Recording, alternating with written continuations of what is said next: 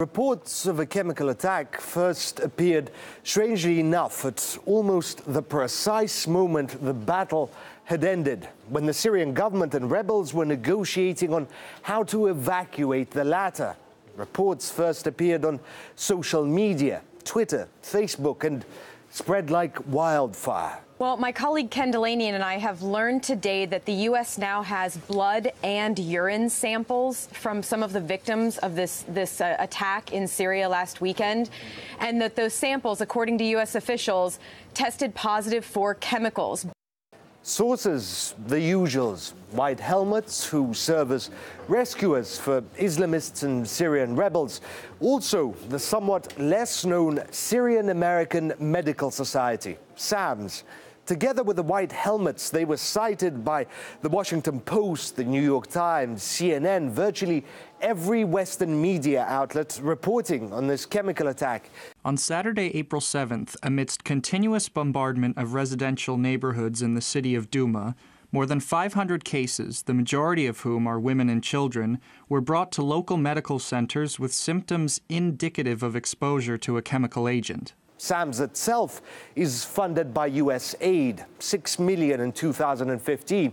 U.S. aid is widely believed to be an arm of the State Department and is banned in multiple countries, accused of interfering in domestic policies and promoting regime change. It even has an Office of Transition Initiatives. The management at SAMS are also, believe it or not, former USAID staffers. It was SAMS who reportedly provided the OPCW with samples of the alleged sarin gas that was used in Khan Sheikhoun, the site of a chemical attack last year, after which Donald Trump sent 57 cruise missiles at the Syrian airbase. OPCW is on its way to Douma to investigate. We've contacted various groups, including the World Health Organization. They've cited SAMS, but have refused to go into any details. What comes next, no one can say. Whether the U.S. will go ahead with a preemptive strike or whether cooler heads will prevail. Let's go live now to Annie Mashon, former MI5 intelligence officer. Hi, Annie.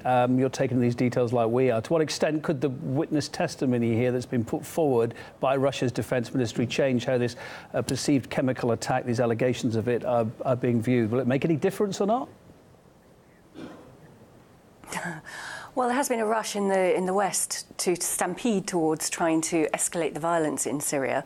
But one would hope that once the OPCW gets its boots on the ground and starts investigating properly, taking witness statements, taking samples, they may come to a more measured conclusion. What I find really alarming, though, is the hypocrisy of what's going on in the UN at the moment, where the UN American representative, Nikki Haley, has been saying today that the Russians are just being obstructive in this whole investigation. They keep vetoing things, they keep stopping things, they refuse to agree to forms of words. And yet, at the very same time, over the last couple of weeks, we've had these demonstrations in Gaza where the Israelis have been shooting protesters, and countries have been trying at the same time in the UN to launch objections, and it's the US that's vetoing all these. So, you know, what's going on between these two sides is hypocritical at best, certainly with the US response.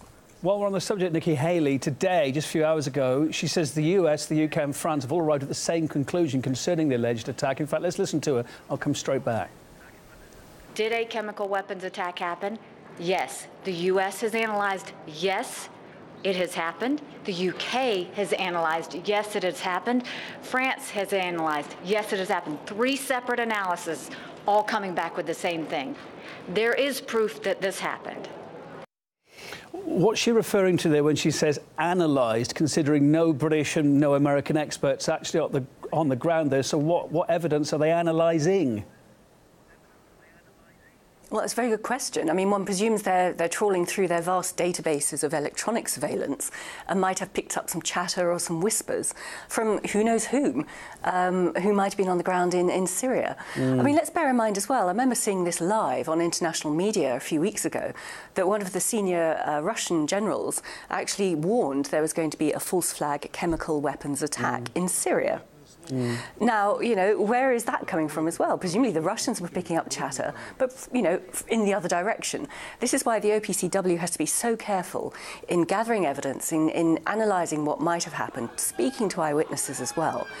Because, you know, we've had other alleged chemical weapons attacks in Syria over the last few years, and the two most notorious, in Idlib and the one last year, have both been debunked by very serious investigative journalists, not least Seymour Hersh, who is a Pulitzer Prize-winning American journalist, and he won the Sam Adams Award last year for it. A final thought, another twist here as these accusations go backwards and forwards yet another day. Moscow now accusing today the UK of directly orchestrating what it called a provocation. Considering what's going on in Salisbury, etc., and relations of late, what do you make of that claim?